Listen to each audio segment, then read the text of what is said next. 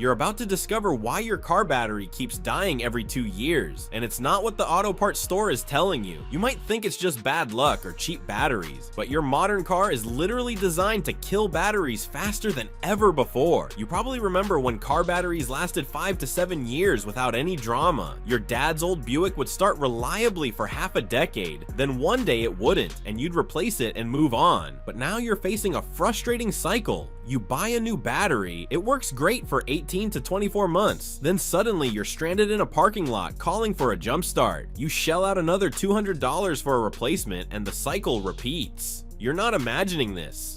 HA responded to over 7 million battery-related service calls in 2024 alone. That's nearly 20,000 dead batteries every single day. Battery issues now cause 30% of all roadside breakdowns, making them the second most common reason your car leaves you stranded. But here's what's really shocking. You're driving a fundamentally different machine than your parents did, and nobody explained how that changes everything about battery life. Your car isn't really a car anymore. You're driving a rolling computer center that happens to have wheels. The average 2020s vehicle contains 50 to 150 computer chips, all networked together in a system that never truly shuts off. When you press that start-stop button and walk away, you think your car goes to sleep, but it doesn't. Not really. You see those little lights still glowing on your dashboard. Your car's brain is still working. The alarm system stays active, waiting to detect intrusion. The keyless entry system keeps listening for your fob. Your infotainment system maintains its memory settings. The body control module monitors door locks and windows. Your Bluetooth module stays ready to connect to your phone. All of these systems draw power continuously, creating what mechanics call parasitic drain. Here's the number that should terrify you. Modern cars typically draw 50 to 400 milliamps of current even when off. Your grandfather's 1985 Chevy drew maybe 20 milliamps. You're dealing with up to 20 times more electrical drain every minute your car sits parked. This means your battery is working 24 hours a day, 7 days a week, slowly bleeding power to keep your rolling computer alive.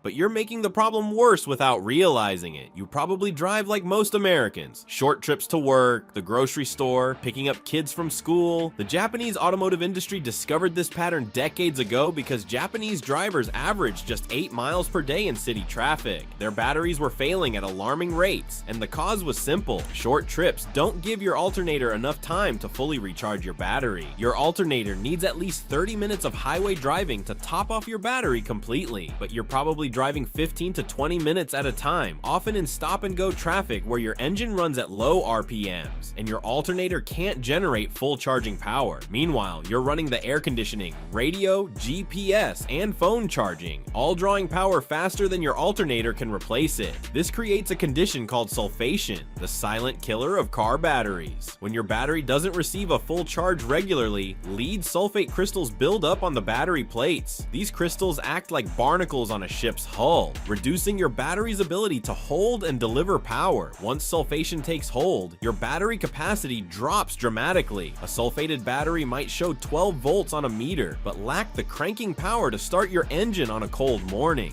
You've probably experienced this without understanding what happened. Your battery tests good at the auto parts store, but 3 weeks later you're stranded. That's sulfation in action. Your battery has voltage but no capacity. Research shows that batteries subjected to constant short trips may last only 30% of their intended lifespan. If you expected 5 years, you're getting 18 months instead. Now let's talk about the feature you probably hate: start-stop technology. If you bought your car after 2018, you likely have this system whether you wanted it or not. In 2016, only 9% of cars had start-stop. By 2022, that number jumped to 65%. Your engine shuts off at red lights and restarts when you lift your foot off the brake. It saves fuel, but it's murdering your battery. Think about this. Your battery was designed for maybe 50,000 start cycles over its lifetime, but start-stop technology means your engine might cycle on and off 20 to 30 times during a single commute. You could hit 50,000 cycles in 2 years instead of 5.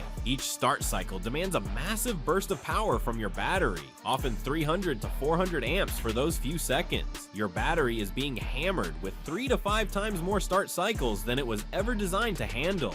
The auto industry knows this, which is why cars with start-stop require special enhanced flooded batteries or AGM batteries that cost 40 to 100% more than traditional batteries. But here's the kicker, many people don't know this when replacement time comes. You walk into the parts store, see a $120 battery next to a $280 AGM battery, and choose the cheaper one. You've just guaranteed premature failure because you're using the wrong battery type for your car's electrical demands.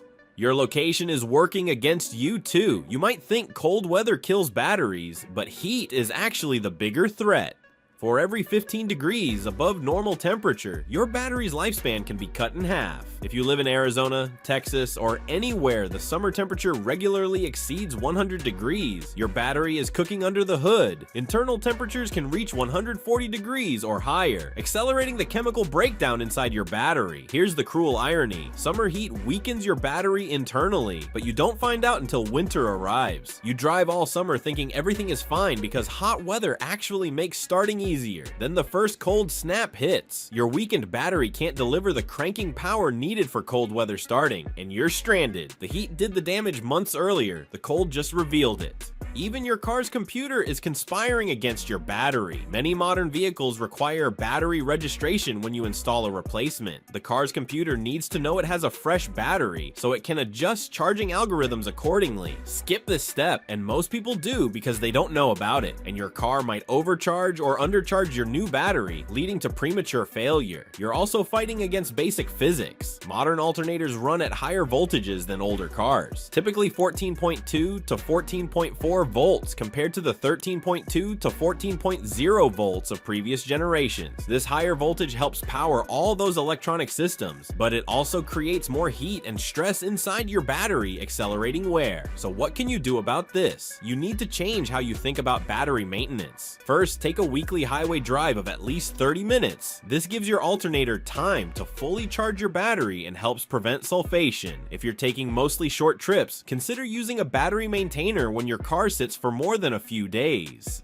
Pay attention to your battery's age. Once it hits 3 years or 2 years in hot climates, have it load tested every 6 months. Don't wait for failure. And when replacement time comes, buy the right battery type. If your car came with an AGM or EFB battery, spend the extra money for the correct replacement. That $280 battery will outlast two $120 batteries, saving you money and frustration in the long run. Your 2-year battery replacement cycle isn't bad luck or poor quality control. You're experiencing the collision between 1950s battery technology and 2020s automotive electronics in a world designed around driving patterns that no longer exist. Understanding this reality is your first step toward breaking the cycle and getting back to reasonable battery life. Your car has changed dramatically, but your battery expectations haven't caught up. You now know exactly why it fails. Next video, I'm showing you the 5 brands that are basically guaranteed to do this to you. Link down in the description. See you on the next one.